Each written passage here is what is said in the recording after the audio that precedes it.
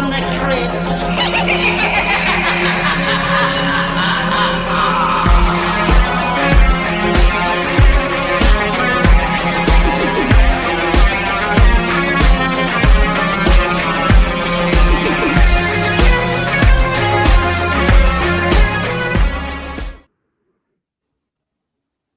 Hello, boils and ghouls. Welcome to episode 216 of Dads from the Crypt. My name is Jason. Today we're talking Deathstalker. Joining me is Mondo. Hello. Hello.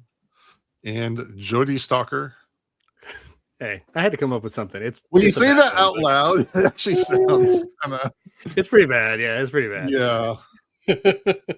Well, it's not Stalker Jody. That's right. It does sound like I am being stalked by the Jody Stalker, not I am a stalker stalking others. So You stalk the other Jodies. No, it does sound like you're a stalker named Jody. I'm just as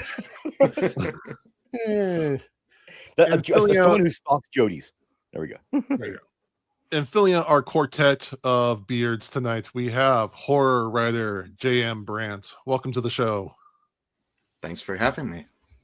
It's a pleasure. It's a pleasure. I'm very excited to have you here. You have a great project. Why don't you tell us about it? Sure. Yeah, right off the bat. Cool. So my book is called Horror, Not Hate, and it is a completely for charity horror comic anthology and art book. It is supporting immigrant and LGBTQIA rights. We basically are going to be doing a Kickstarter, and while I'm not allowed to say it on the Kickstarter, we are taking every red cent after expenses for printing and fulfillment and Kickstarter fees and splitting it into two donations, one for Churla for immigrant rights and one for Lambda Legal for the LGBTQIA rights. It's got 25 stories in it, very accomplished comic writers and horror writers. We have a Bram Stoker award winner and Tim Wagner, who's made a name for himself in like horror movie adaptation novels. And we have a comedian and podcaster, Riley Silverman, doing her first comic story ever. We have GLAAD nominees and Eisner nominees, and actually, Rich Duick just signed his Venom book, and he has a really cool story in there that I think I sent to you guys as a preview. The art book portion is almost better. Like, I don't want to say as a writer and having a story, but I'm really excited about the art book portion too. It's over 50 artists from the horror world, from the comic world, from the metal world. We have Skinner, who's done album covers for Mastodon and High on Fire. We have Ghost Ship. We have Drew Roush. We have Cusp. We have Rob Israel. We even have Brett Parson, who has a hit Image comic series. My cat is on my keyboard. And I love that series. Yeah. No, he had the hit series Grommets, which he's doing. So he actually just sent me his piece, and it is hilarious. So it's actually like really interesting. It's such a mix of humor and horror. Some of it's really serious, some of it gets really dark, some of it goes into the Holocaust, and then like we also have, overweight caricatures of hillbilly types with clan hoods and fried chicken hanging out of their mouths. So it's got a little something for everybody, and it is launching sometime in December, but we are in pre-launch right now and trying to get as many people to sign up for the pre-launch as possible, because that basically dictates how our campaign's going to go. So is this all one volume, or is it going to be multiple? Because 25 stories is a lot.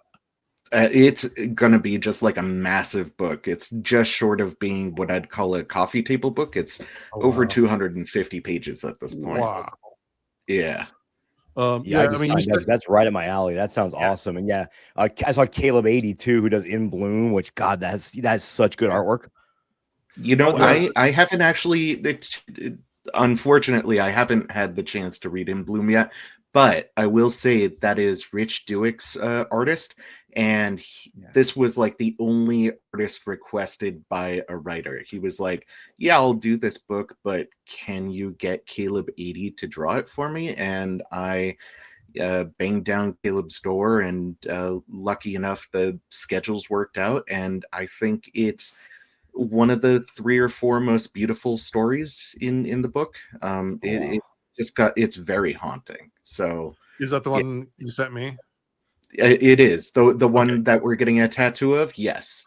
Yeah. So James sent me a couple of the samples, or is that the final image, like going to be black and white like that, or is there going to be color? It is going to be black and white for that story. Okay, yeah. Perfect. So yeah, you sent me one, and again, you're going to a project like this, you have no clue what to expect, and like right off the bat, Holocaust story. And as someone who's Jewish and worked in Jewish nursing homes and everything, that's a big thing I'm very aware of. And I was like, oh, okay, we're going right there. But then there's like one haunting image that I'm like, I kind of want this as a tattoo because it's so creepy and awesome and on many levels. So it's, I mean, we're obviously not going to lead off with that story as I compile the book. We'll probably I hope so. I was gonna say. Yeah, no. I mean, when I get into a pool, I just jump in, and that's how I get used to the temperature. And I kind of like my media like that too, but I recognize that most people dip a toe in first. So we'll start light and probably go heavy, and then probably alternate just to fuck with people. Right. I love it. But it was I mean, the artwork in that one is fantastic. It's like, I'm checking it out. It looks really cool. I signed up on the Kickstarter too because I'll definitely be putting in for this because a year ago, EC Comics got me back into comic books, and now I'm just like every Wednesday at the comic book shop. So this is right up my alley. I'm stoked. Oh yeah, no, horror anthologies are my favorite, and it was always a dream of mine to be in them, and I was already in one a couple of years ago. Oh, which one? So it's called Holiday Spirits Volume 3. It's put out by a company called Orange Cone Productions. Okay, they're kind of famous for doing like a Cthulhu Invades series, so it's like Cthulhu Invades Fairy Tales, Cthulhu Invades Wonderland, Cthulhu Invades Never Neverland, and those are really interesting. But Holiday Spirits, I have this really messed up but very fairy tale about what if Santa Claus died on the job and still had to deliver presents after. And Tim Allen took over. There is a little bit of a Santa Clausy moment in it, and I tried differentiating myself. I wanted that to be sort of body horror as this guy trans into Santa.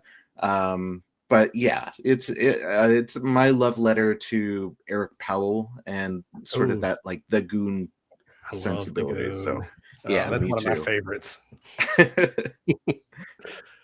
Awesome. And so where can people find the Kickstarter and follow right along? So the easiest way to find it is our bit.ly. It's bit.ly/horror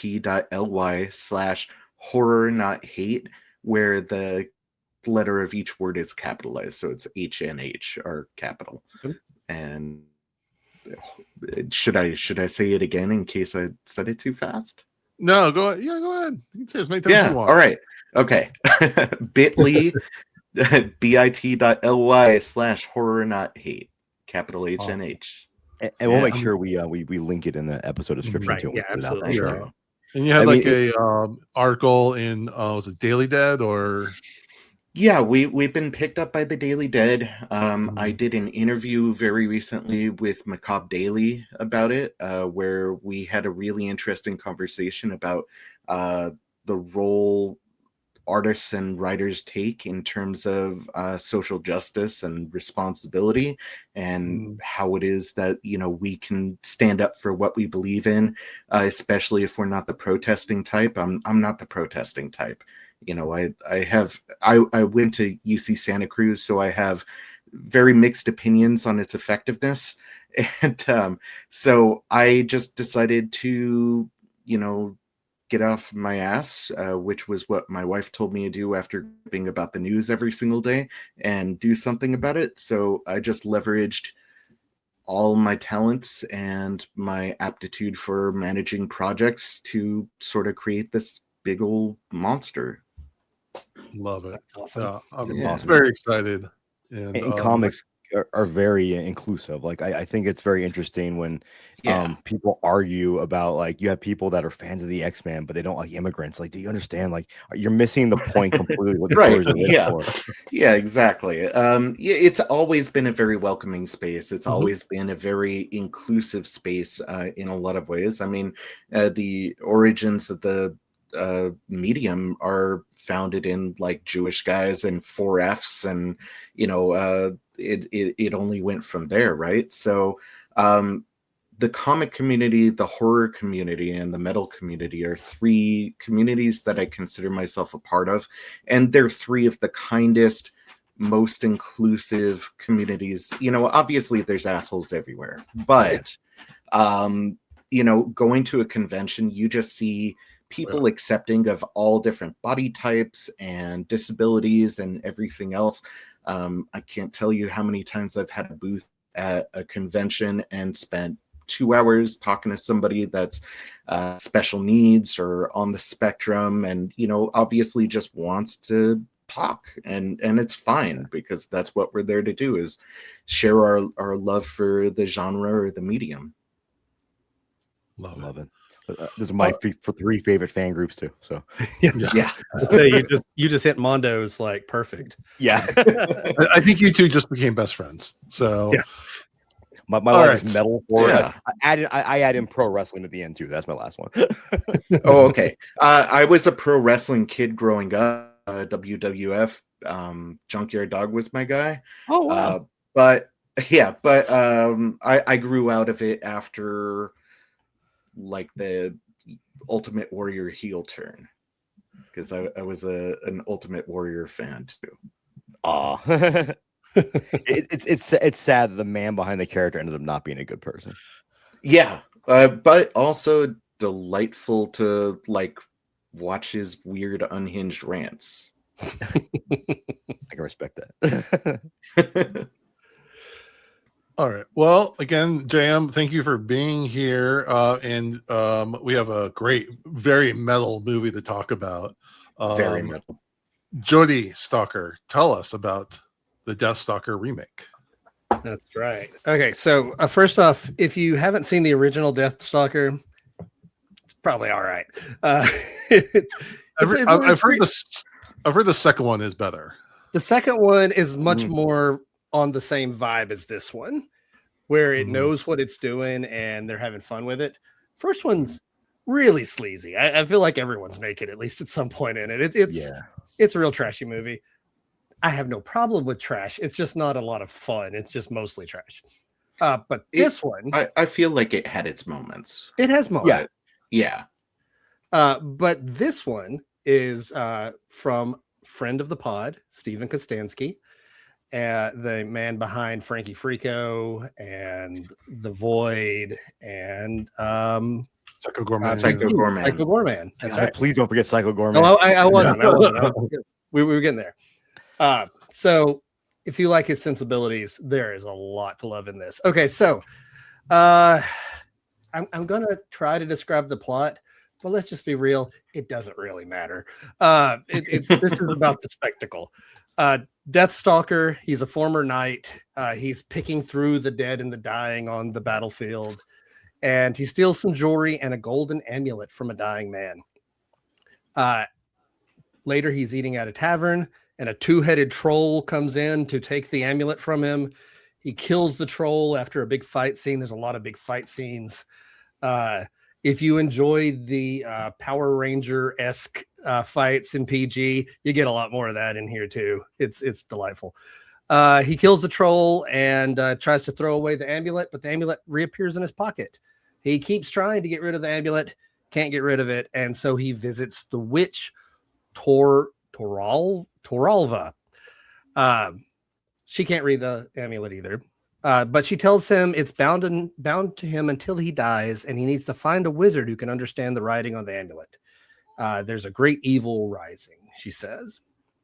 So following her directions, he goes to a cave to look for the wizard, and he's attacked by all these serpents, and he manages to save the wizard Doodad, who is voiced by Patton Oswalt and is definitely a Frankie Frico-esque, Yoda-esque little puppet man.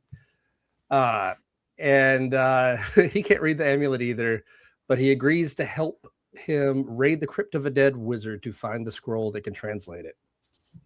Then they learn about the ancient necromancer Necromenon. Yeah, it's there's a lot of Evil Dead-ish stuff in here, like Necromemnon. The creatures that continue to come up are the Dreadites. You know, it is what, you know, he knows what he's doing. They find out that Deathstalker's old commander is out there working for Necromemnon, and he cuts off his old commander's arm and flees. And boy, I'm just like a few minutes into this movie right now describing the plot. There's so much more that happens. There are swamp monsters, there are stone titans, there are this king that is very worm-tonguey in his whole vibe. There's just so much happening. There's a lot of fun. There's a lot of fights and crazy creatures and magical stuff and little puppets and just all the stuff that you love from Steven Kostanski, just cranked up. And it's the kind of movie that's set in medieval times, but when there's a fight scene, a metal song starts playing. And if that makes you happy, like it does me, you're going to love this movie. Near and dear. Thank you. Thank you, Jody. It's hard to describe this movie. Yeah. JM, you're our guest. Sorry. JM, you're our guest. You can start us off. Tell us what you thought about this movie. First off, I want to say that it is officially in my book the best sword and sandal movie of all time. I'm not a huge Conan guy. I need to revisit the original because at the time that I watched it, I was reading all the 70s comics and some of the Robert Howard short stories, and it just sort of felt short of my expectations. But I like Conan the Destroyer. That's probably second place. But this is first. I mean, it's fun. It's bloody. It's gory. Practical effects up the yazoo. As Jody said, it's very Power Rangers-y a lot of the time. And Kostanski's puppets, for the most part, are really good. And the character design's just like out of control. All right, Mondo. I'll be hard pressed to find another movie that I enjoy more than this one this year. I won't call it the best movie I've seen all year, but damn it, I've had the most fun with it of anything I've seen all year. Doodad is this perfect little bumbling sidekick, and every now and again his magic works. The lead actor, I forget his name. He's in a lot of stunt work. I think he's perfect in this role. Like he's definitely not the guy that's going to lead a dramatic, I shouldn't say that. Maybe he can, but in this role as being the swordsman is just perfect with his Bruce Campbell-like campiness mixed with that tone of seriousness. I love the fact that I think her name's Brisbane, like the female thief that he connects with, that she's not played for TNA. She's a serious character. She's wearing like clothing you might expect someone to wear from that time period. That's aligned to what the men are wearing, which I've always thought funny in like these sword and sorcery movies and video games. You're heading into battle and like, let me pick the skimpiest outfit that provides the least amount of protection.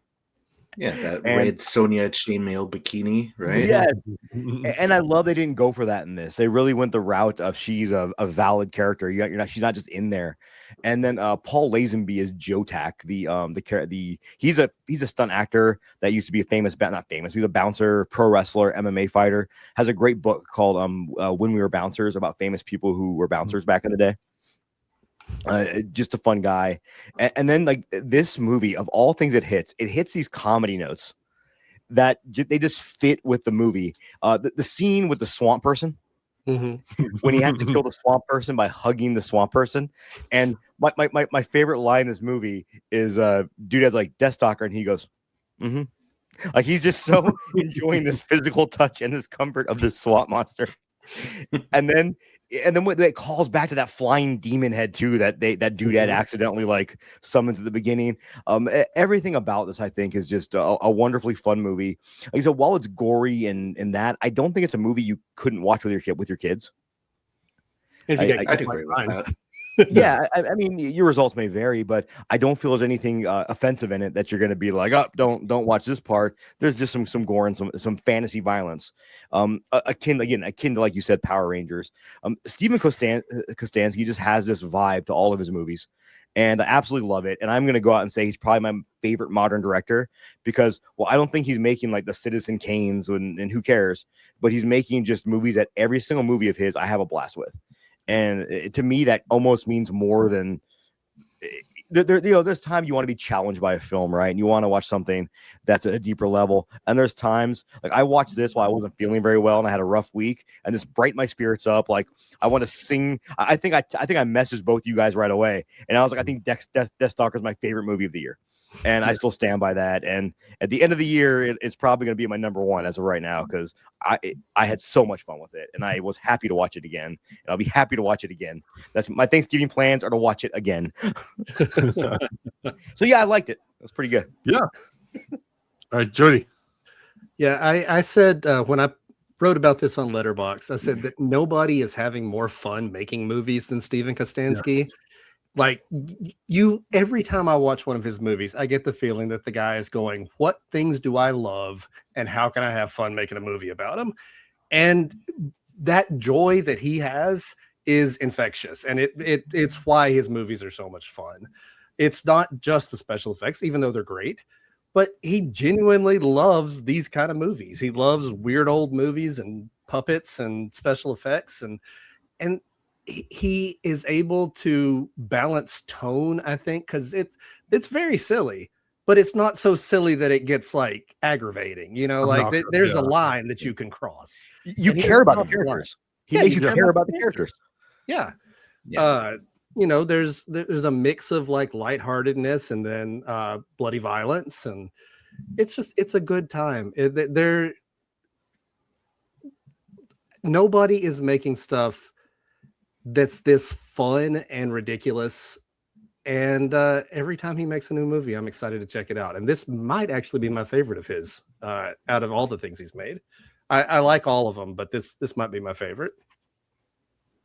Yeah, I'm in line with all of you. Like, I remember when Psycho Goreman came out, and there's those scenes of Psycho Goreman's. I think it's his homeworld or whatever it is, where he's from, or wherever I think he was enslaved on this weird planet with all these like crazy creatures in the background.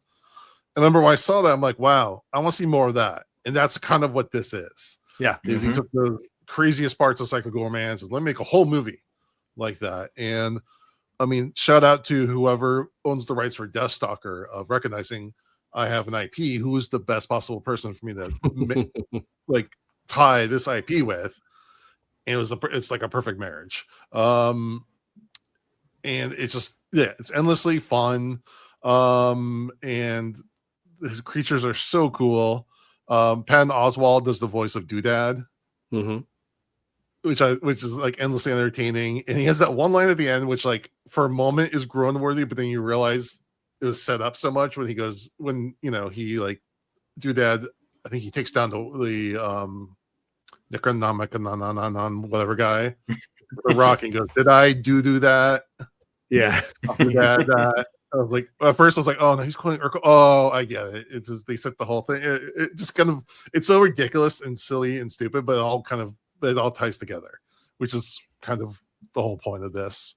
Yeah, it's very much like Army of Darkness, but with but even more, So like again, this is almost a remake of Army of Darkness. You almost like merge the two. I would love to see Steven Kostanski, and like I'm sorry if I'm not going to say that name right, do a Doom movie, especially Doom Dark Ages. Okay. Oh yeah, that'd be fun. That could be cool. Give him more money and like just let him go even more crazy and add shotguns and shit. And then there's so many things in there that like felt like homages. Like there's the thing where the abomination at the end is shooting out those like flying skulls. And I'm gonna ask Steven this, but I'm sure those are like the Freddy demon night. Yes, the Dream Demons Dream from Freddy's Demons, Dead. thank you. Like it homages that, but he tweaks it enough where it's like it's it's cool. And there's that one creature he fights that has like a rotating buzzsaw at the end of a chain. You remind me of the character Voldo from Soul Calibur. Is it just me? No. I have that in my notes. Okay, cool. I was like, am I just crazy or like? Yeah, no, he's Voldo. Yeah, which me and my friends, I remember we played all in college. We all thought Voldo was like the weirdest thing we've ever seen.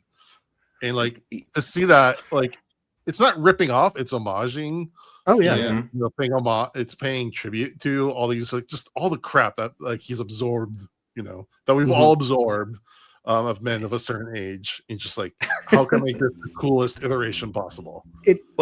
Like what about the wizard fight scene with the two skeletons? Yes, from Big Trouble in Little China. It's Harryhausen, but it's also the skeleton from Killer Instinct, right? Is one of them. Oh yeah. I didn't think of that. Yeah, it's also being controlled by two wizards, which made me think of Big Trouble in Little China, but like a whole match in like one like sequence. I'm like, God damn it. Yeah. You've got the guy with the rotating faces. That's a He-Man figure. Like, that's a He-Man. That's Triclops. Yeah. Many faces, right? Many faces. Yeah.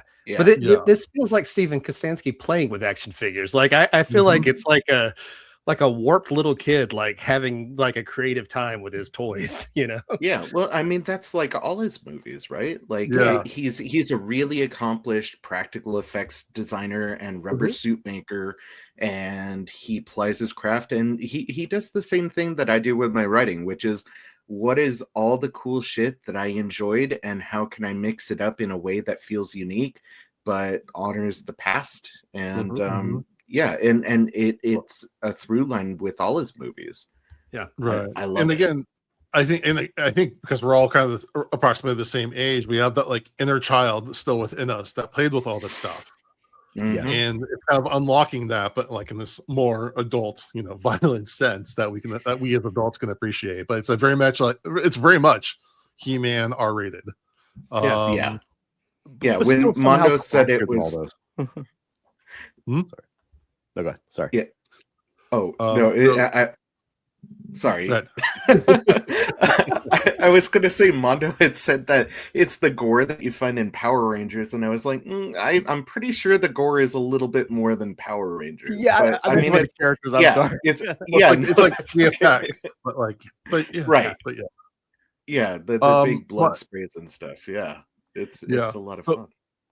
The one thing I feel might be missing from this is the kind of grander scale of like you get like in Conan with those big vistas as he's walking down.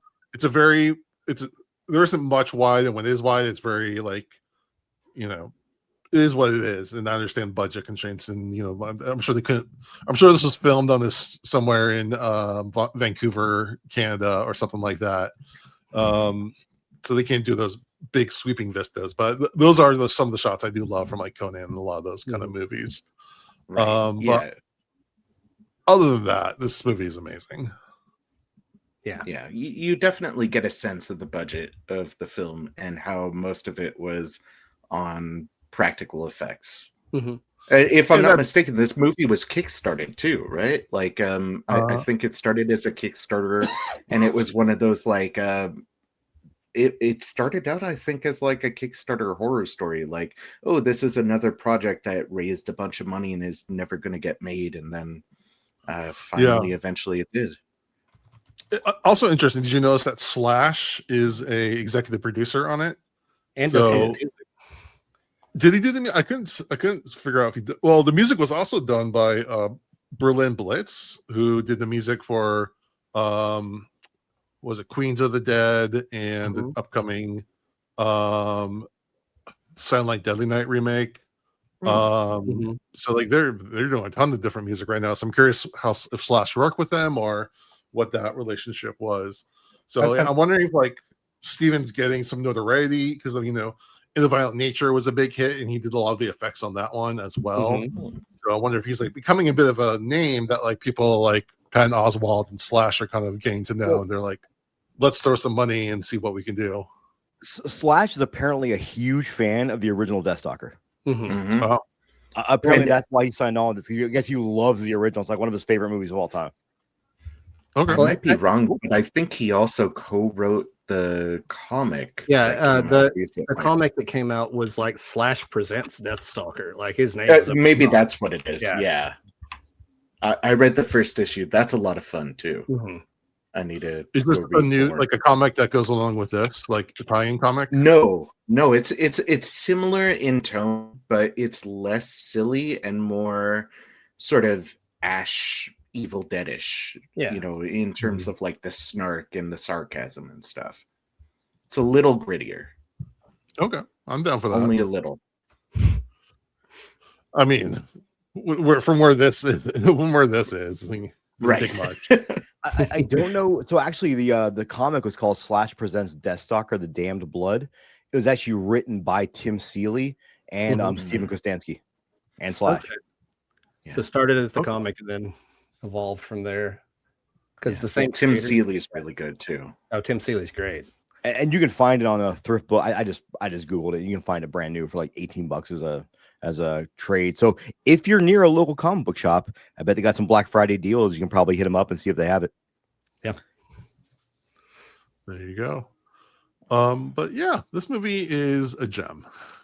Yeah. Like you said, maybe not the best movie, but yeah, definitely like right up there with the funnest I've seen. But again, we've talked about it before, and in my 40s, like if you can make me giddy with excitement after watching a movie to where I'm like excited to tell people about it and I want to talk about it and I want to watch it again, like you've done the best job humanly possible that you can do. So I just had a friend ask me today, like, what have I missed this year? I want to try to catch up on whatever horror, and I'm like, go watch Deathstalker. You need to watch that one. Mm-hmm. Yeah, I mean, it had a really limited release too. I saw it at Alamo Drafthouse originally, and when you guys invited me on, I was so excited to watch it again. I was like, I'm gonna buy this because I really want to get super fucking wasted and watch it with one of my friends that I was doing all my Sword and Sandal movies with, and he hasn't seen it yet, so he's in for a surprise. Nice. But yeah, no, this is just like a blast of a movie, and I don't know if you guys have seen all the other barbarian stuff like Warrior Queen and Sword and the Sorcerer. Yeah, I've seen it. Yeah, I mean, this is like head and shoulders above, and because I'm a pervert, I wish there was like one set of boobs in there, maybe, just to pay homage to the genre, right? Because that's part of it, but. Otherwise, I mean, it's just head and shoulders above some of these others because it doesn't take itself seriously. Did anyone else freeze?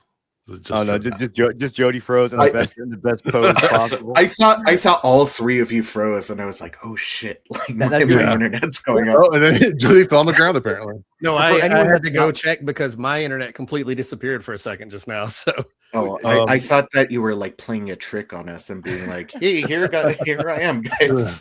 Well, we saw Jody's. If anybody's not watching on YouTube, you should, because you see Jody's face freeze this giant, adorable smile, and then he's climbing up from under his desk like a phoenix rising from the ashes. You never know what's going to happen on this show.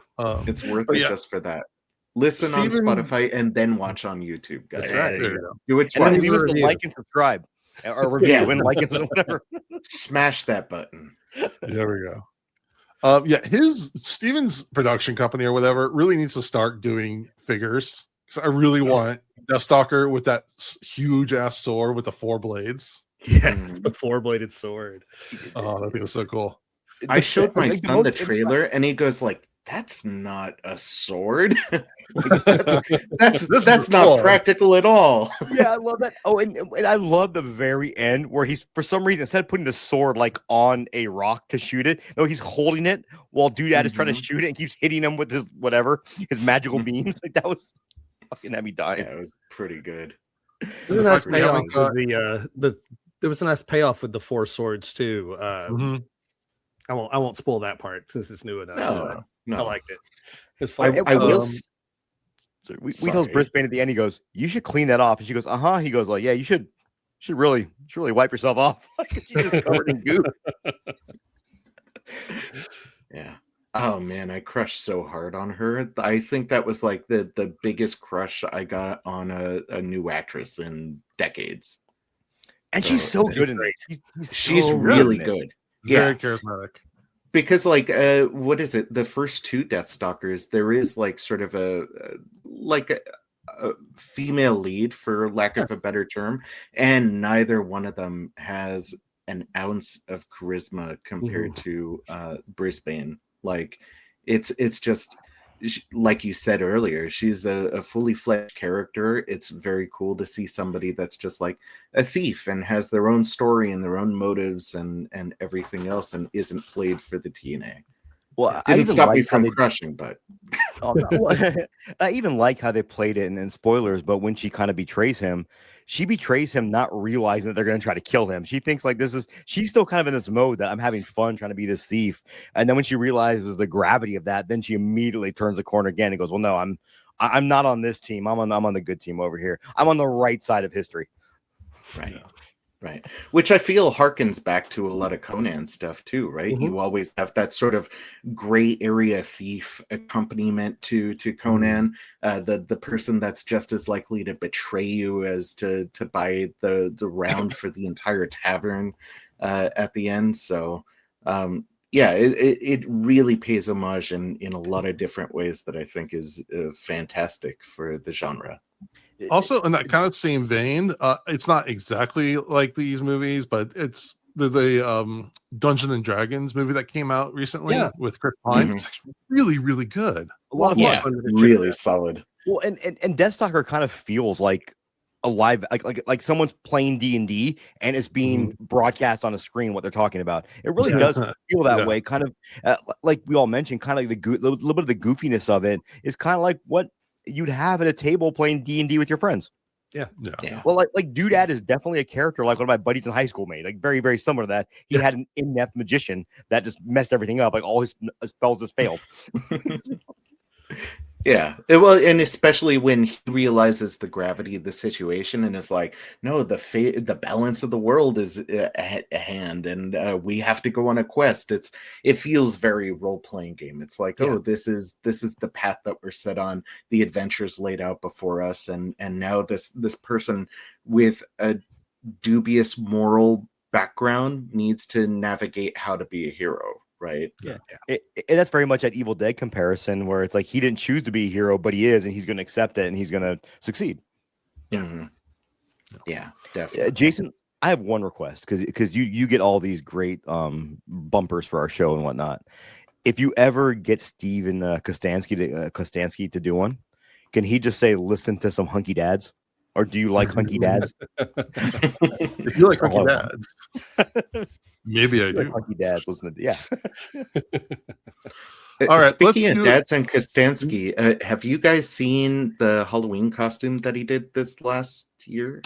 No, I know I saw it on his Instagram. I can't remember. Yeah. So I guess he has a young baby, and he decided to make the baby into like a mech pilot, and so a mech with like a siren on top, and then the baby's like wearing sunglasses and strapped into a papoose on the front. It's like the best Halloween costume a dad could ever make for their kid, I think. And he took that kid to a Halloween costume contest and he got second place, and some kid with the blue Target costume won. Right. And that's the way life works. Very true. It's like, oh, the guy who's the best character designer of the last 60 years goes second place in a costume contest to the Target Bluey costume. All right, let's do our episode rating. We do 0 to 5, 5 being the best, 0 being the worst. JM, what could you possibly rate that? I am giving it a 3.5. I'm under no pretenses about this being a high quality movie in terms of like the direction and cinematography. You know, it's within its limits, but it knows what lane it's in, and it stays in the lane pretty well. I wish that certain practical effects were ditched in favor of making certain ones better, or maybe like a little bit of CGI. You know, it was a little flat, like the two-headed troll. There was like one face that kind of flapped like a latex Halloween mask, as opposed to talking. Doodad's mouth, I wish, was a little bit more expressive when talking, because it looked like the little person in the costume was just like frozen in a mask. But it's so fucking fun. It's like it's a 3.5, but with 3 hearts after it. You know, it's the best 3.5 I've ever watched. All right, Jody. Yeah. So like you were saying, when it comes to objective quality, we're talking about something different than how I experienced it. And usually how I do my ratings is based on how I experienced it. So this is a 5-star movie for me in that regard. I had a great time with it. It was a lot of fun, and I am excited to watch it again. Like, it's even after watching it a couple times, I'm like, yeah, throw it on. Let's watch it already. So yeah, any movie that I can watch like that and just always have fun with is a 5-star movie. It's great. Mondo. This is where you really realize that Jody and I are not critics. Oh no. No. I joked the other week, Jody, you were in here, but I joked how we have probably one of the most least like critical podcasts, because we're like, Jody and I are just like, do we have fun with it? Yeah. I'm 5 stars on this one, because any movie that makes me excited to watch it again. And like you said, Jim, all of your criticisms are 100% valid. Yeah. And I think, like, obviously, if you're actually asking me from like a technical movie production, like what I'd give it, yeah, I can't say it's as good of a movie as other movies I've given 5 stars to, but god damn it if I didn't love this, and I'm gonna watch this every year. So I'd also give Step Brothers 5 stars. I'd also give freaking Freddy's Dead 5 stars probably. You know, so like and Jason 10 fucking 6 stars. So so 5 stars. Yeah. I'm 4.5. I'm 4.5 on this. I can't give it the same amount of stars I give Jaws, but it's just this is better than Jaws, dude. I'm sorry. Like, I'm sorry. It's not a better movie than Jaws, but I had more fun with it. I don't know. Jaws is really fun. No, I'm Jaws sorry. is pretty fun. Like, if 5 is this is how I do my rank. If 5 is the highest you can go, you know, that's like those Jaws, those level movies, Exorcist, all those kind of things. Okay, it's not there, but goddamn, this movie's fun, and I definitely want to pop a gummy and watch it again and again and again. And that is the best way to watch it. Oh yeah. Get blitzed, get drunk with your friends, throw it on as a movie night party or something. Like that's the way to experience it with a crowd, right? And even though I watched it on my own, and this was like the second time that I watched it, and the wraith or banshee that Doodad summons made me crack up the second time alone. And I don't normally laugh while I'm alone, because that's like a social activity, right? It got me both times, so it's really funny. Yeah. All right, let's take a very quick break and do a shout out.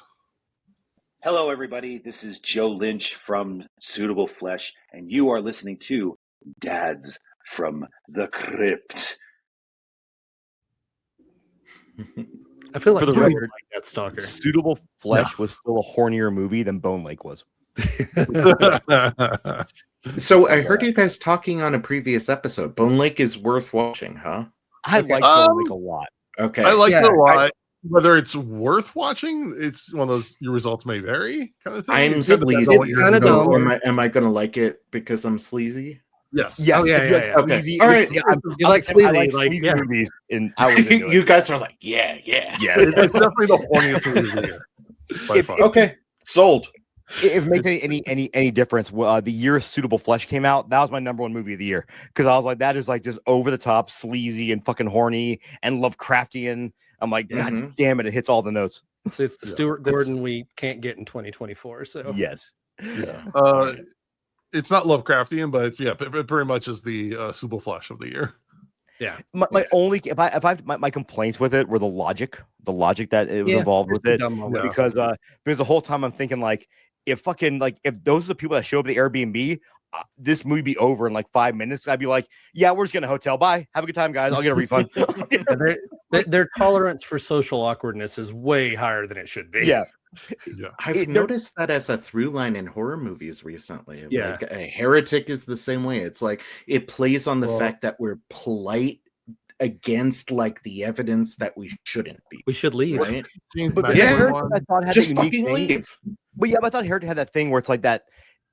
That the guy's being polite and they're trying to get him into the church, and they have that almost that contract with the church that we need to bring people in so we can get so we can get our kudos. And but I know what you mean though. Like even in Barbarian, Barbarian, my favorite part of Barbarian, the whole movie, was when he offered her a glass of wine, but said, "Here, do you want to watch me open the bottle first?" And I was like, "Oh, he's not the bad guy." And I like that he did that.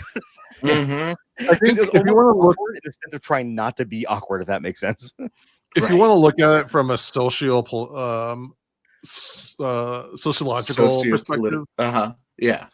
Like I think because I think our society has become so divided in many ways that we're so afraid of triggering someone, and we just want to get along and just get through our interactions with the average person because you don't know who thinks what. Right.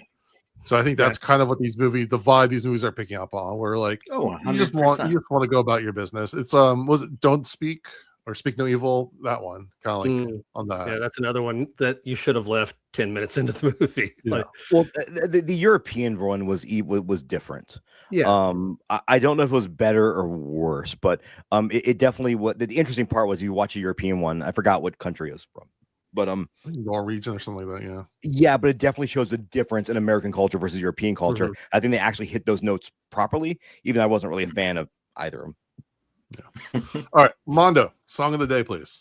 So, because of Deathstalker here, there are two bands I was trying to pick, and because I'm just gonna say I'm gonna mention both bands, but I'm only gonna go with one song of the day. There's this great Lord of the Rings themed Tolkien band I just discovered called One of Nine, and it's fronted by Jody's like, what?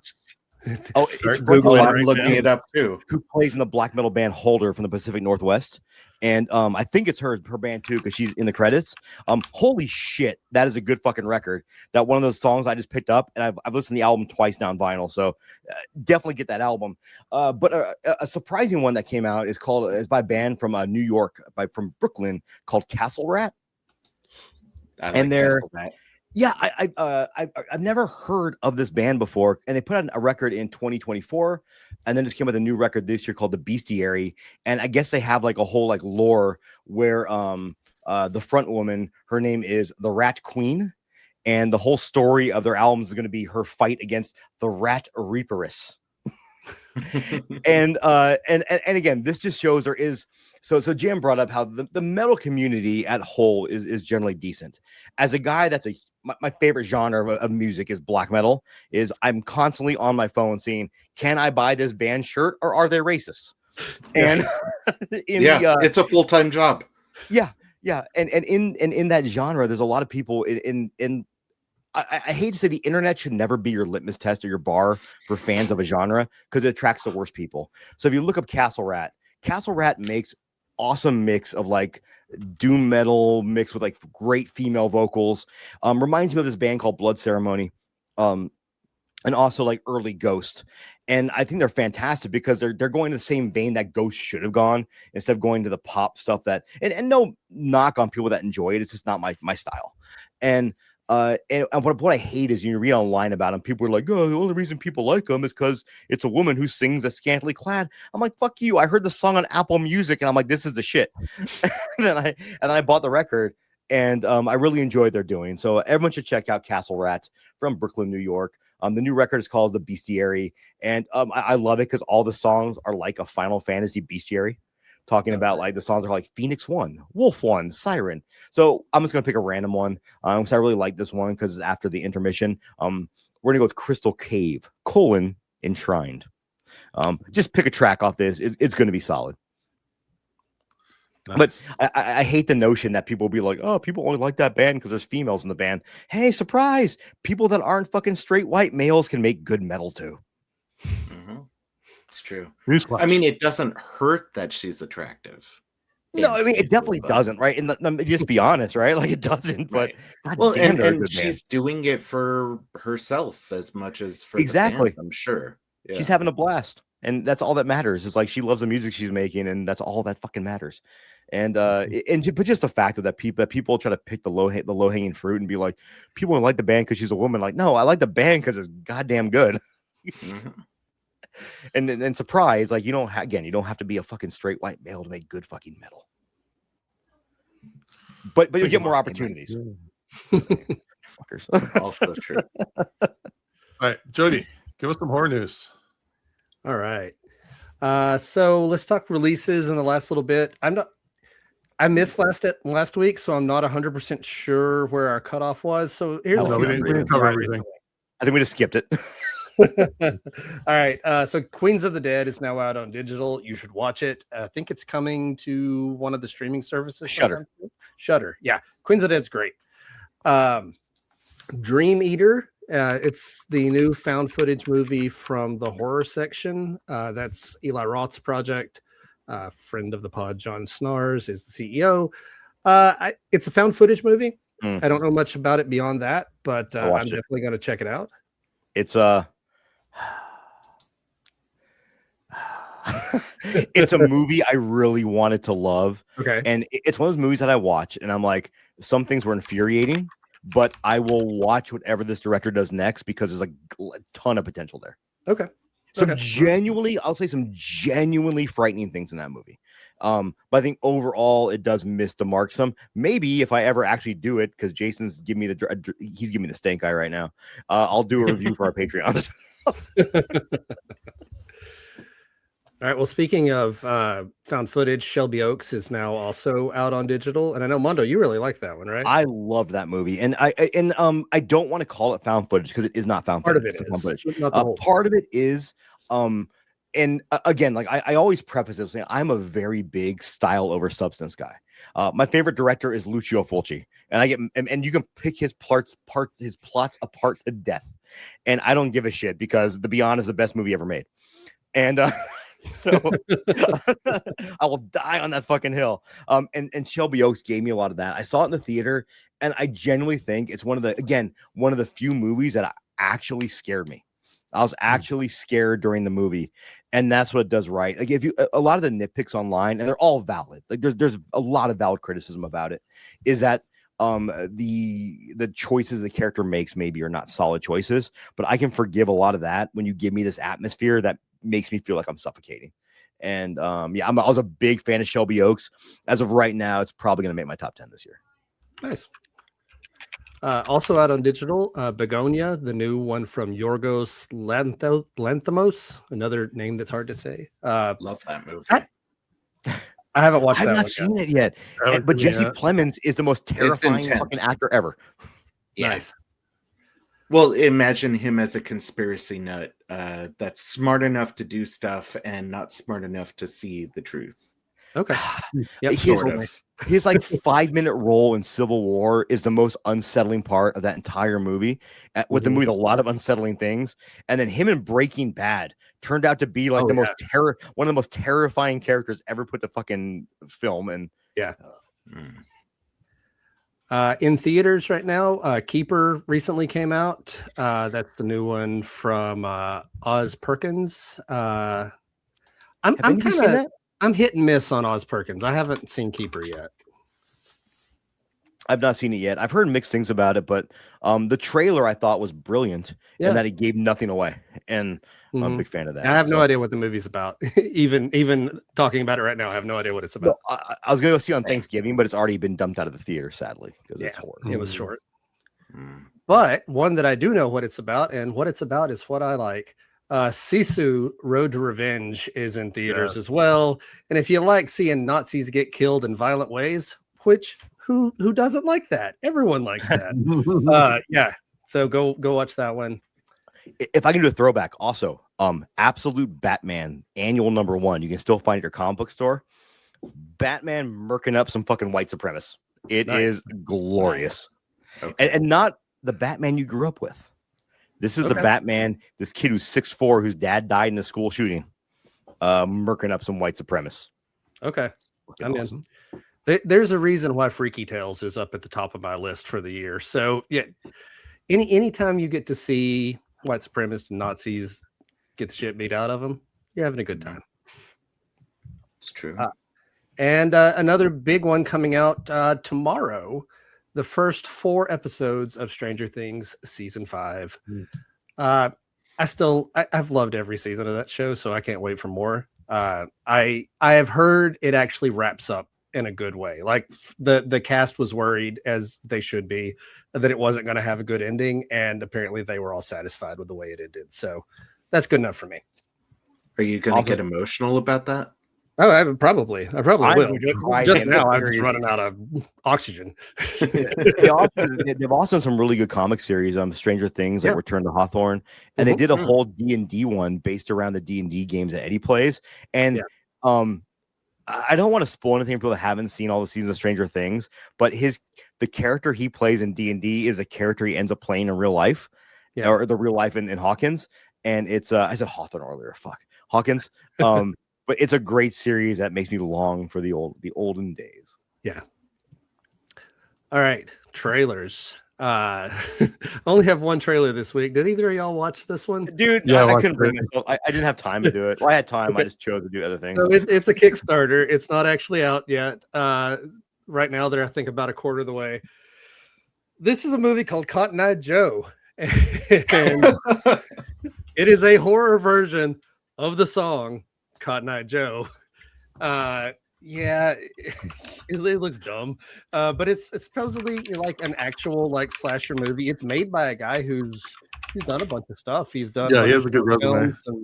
And commercials, things like that. So like he has some chops, but he's making a movie called Cotton Eye Joe, and it literally has a scene where 2 characters are running around, and one says, "Where did you come from? Where did you go?"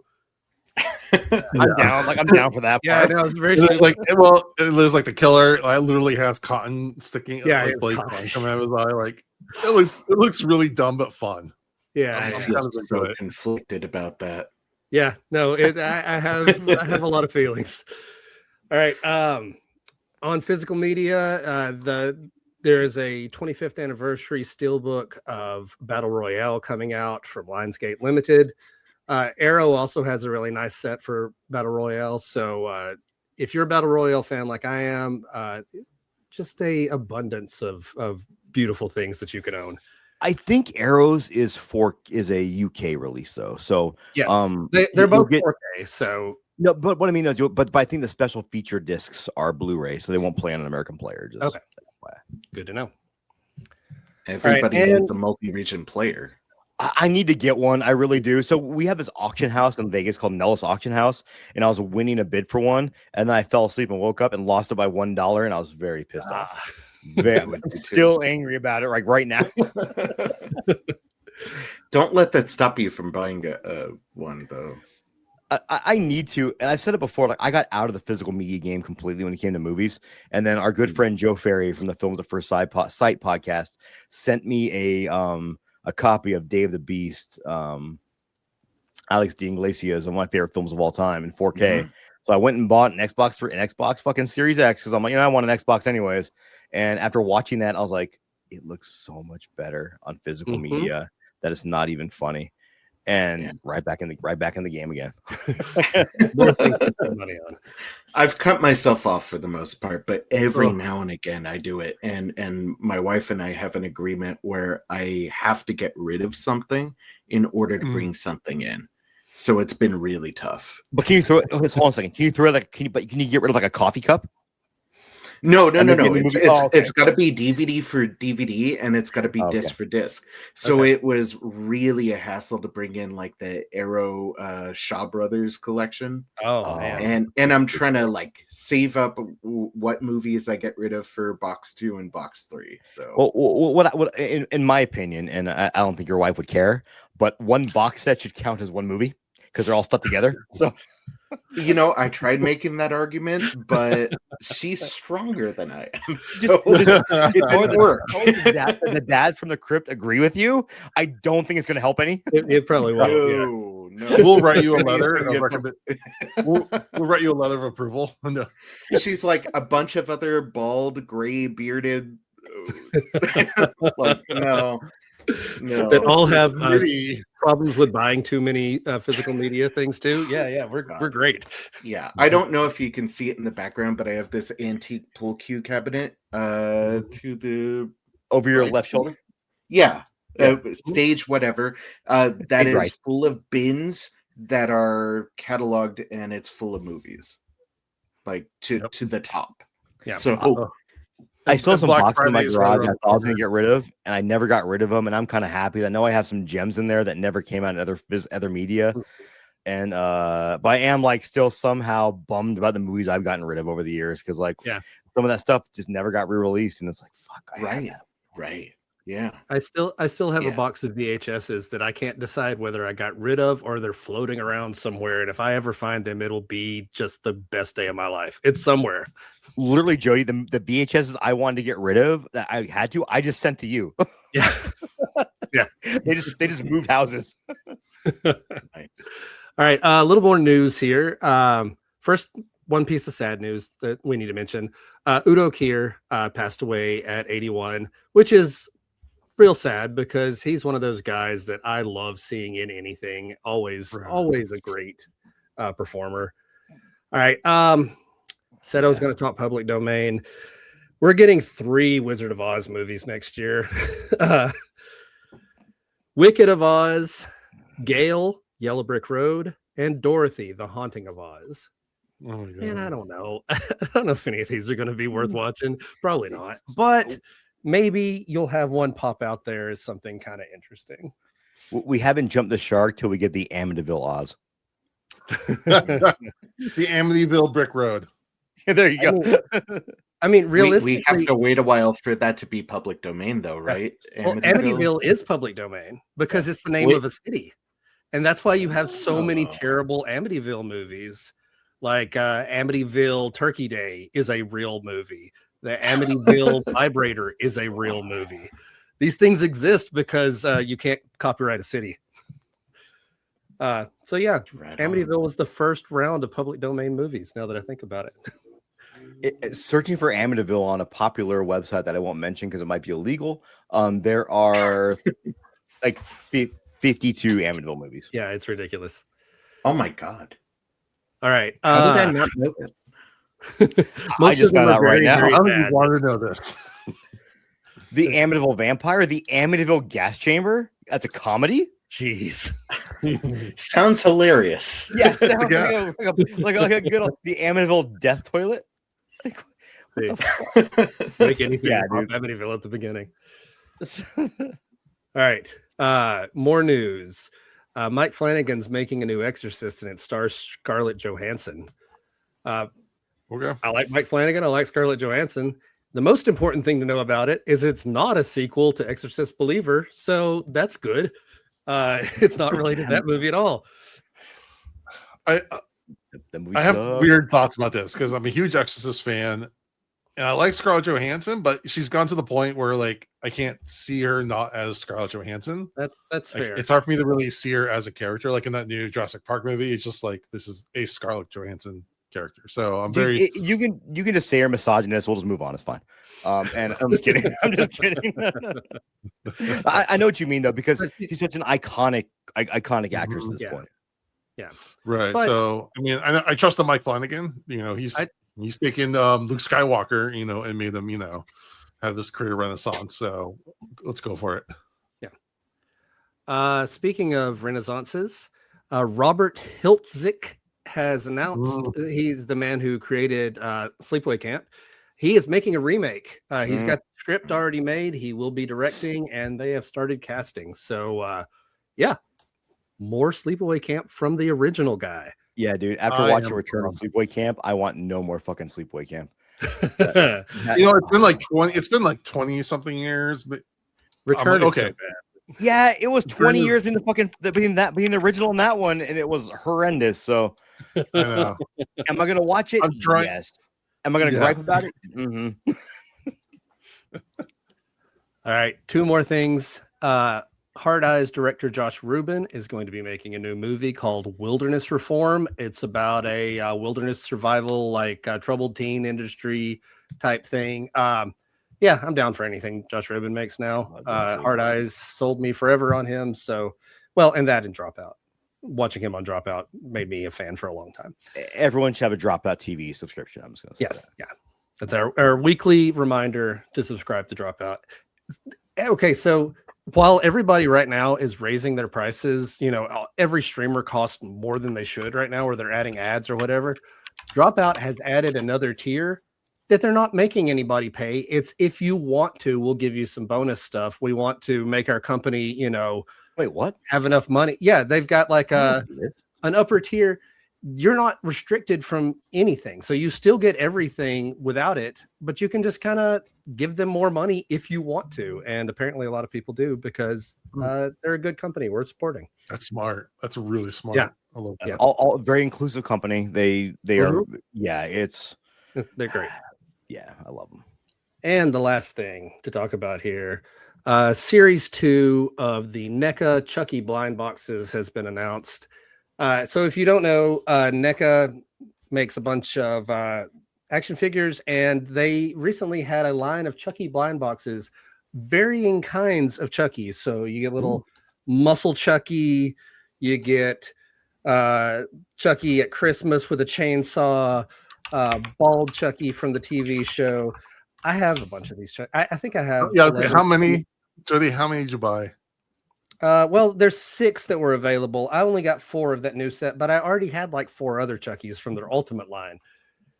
This new line includes. Asking for a friend of mine. Is there a muscle Tiffany in that one? There will be a Tiffany in the next round, not a muscle Tiffany. Sorry. I'll let my friend know that. But yeah, the new ones include old Chucky from the TV show, a Thanksgiving Chucky. He's got like a pilgrim hat and a turkey. Sure. The Child's Play 2 poster where he's got the big scissors cutting the head off the Jack in the Box. That's the one I'm most excited about. There is a Tiffany. There's some more Child's Play 2 figures. Man, I'm just going to keep buying these things. I have little Chuckies all over my office, and it's always fun to look around and see them. This one's nasty. This one's like carved up face with a chainsaw. I wasn't sure if I wanted to put that one out where my daughter could see it, but you know what? She's seen other things. So, how old is your daughter? I have 3. Yeah. Old enough. Okay, old enough. Yeah, old enough. Sure, let's go with that. I was just funny whenever I mention my child, someone goes, "How's your child?" I'm like, "Oh, they're 23. It's fine." Yeah. I mean, I'm probably going to watch Deathstalker with my 14-year-old, maybe after we finish this. So, my standards for what's old enough, they're loose. As it should be as a horror fan. Right? Yeah, absolutely. Yeah. All right. Thank you, Jody. All right. Before we wrap up, JM, you're our guest. So you get to give us, the dads, as a dad, some advice. Oh, that's a good one. You know what I've learned recently, because my son and I butt heads a lot. Sometimes if they're spouting lies and bullshit and trying to pass it off as facts, it's easier to just say okay and let them get away with it. Yeah. It's a pick your battles, right? Yeah, my neurodivergent ass wants to correct every little thing that he does as like a teaching moment, and I've learned to just give that up. He likes to pass off random made up stuff that he comes up with in the ether as fact, and I just let him do it.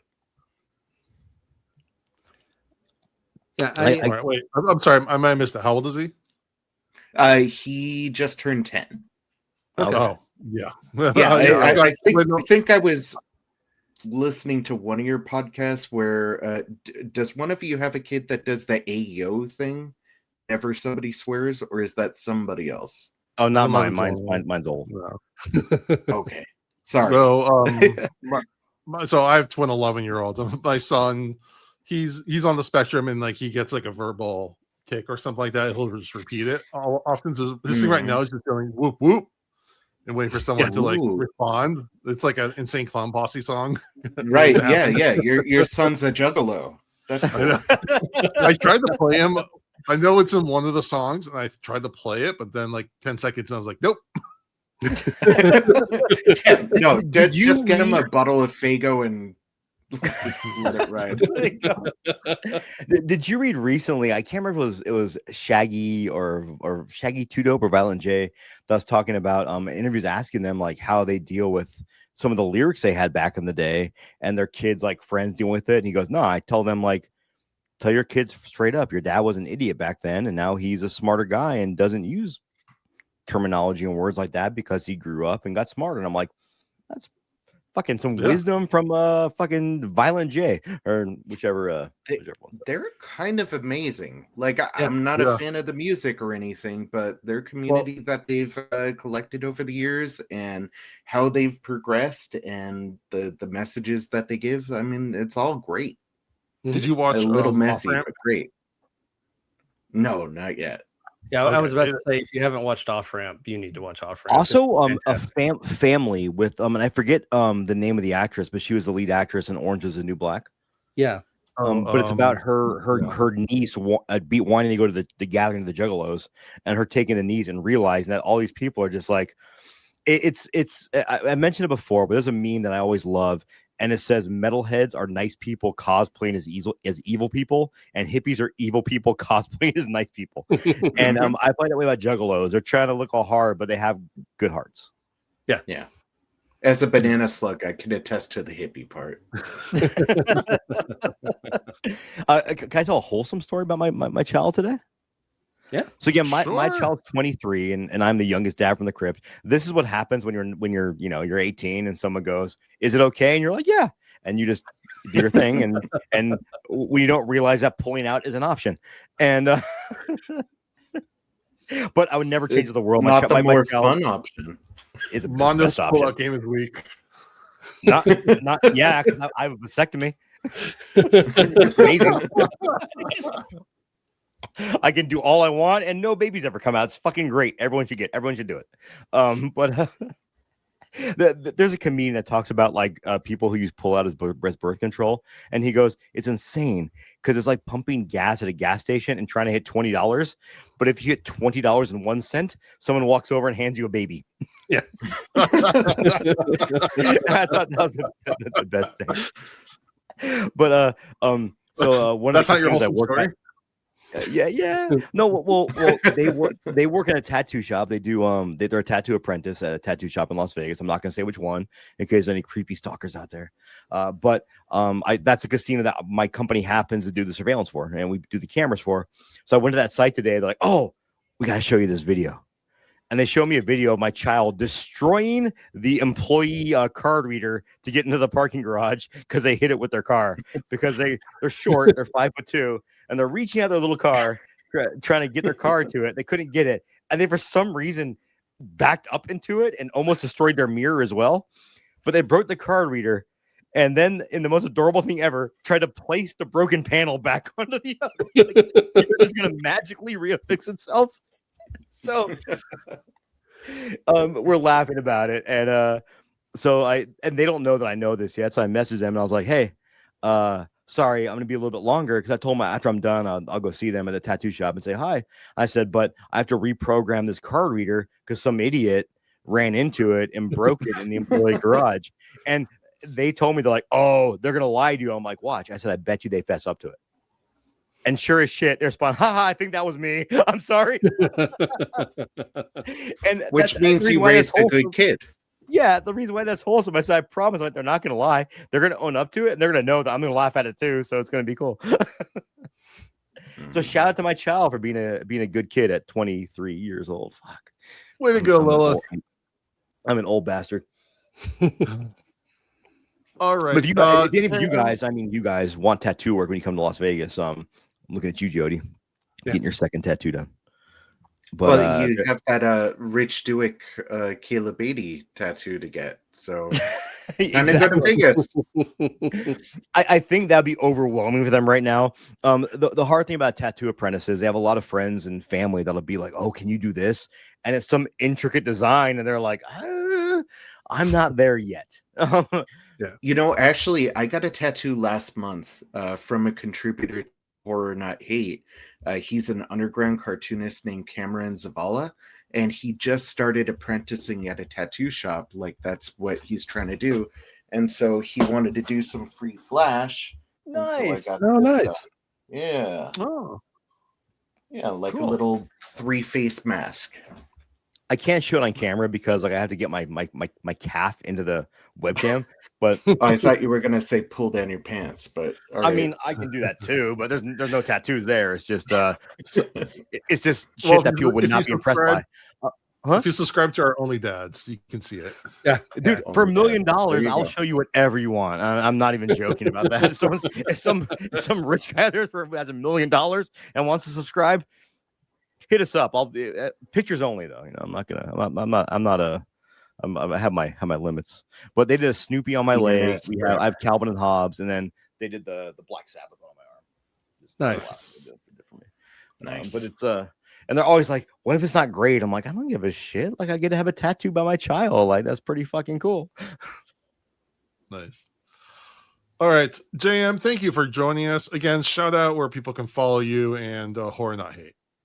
Yeah, of course. Well, thanks for having me again. If you want to follow me or get updates on the project, you can follow me on Instagram at j.m.brandt or at Slow Feet Comics, which will be solely based on updates at this point. I'm also on Blue Sky, but I always forget my Blue Sky account, so just type in JM Brandt and I'll pop up. And I kind of neglect that. I am on Facebook, but basically outside of like one post, it's just rehashes of Instagram if you're a boomer. So find me in all those spots. I also have a Substack.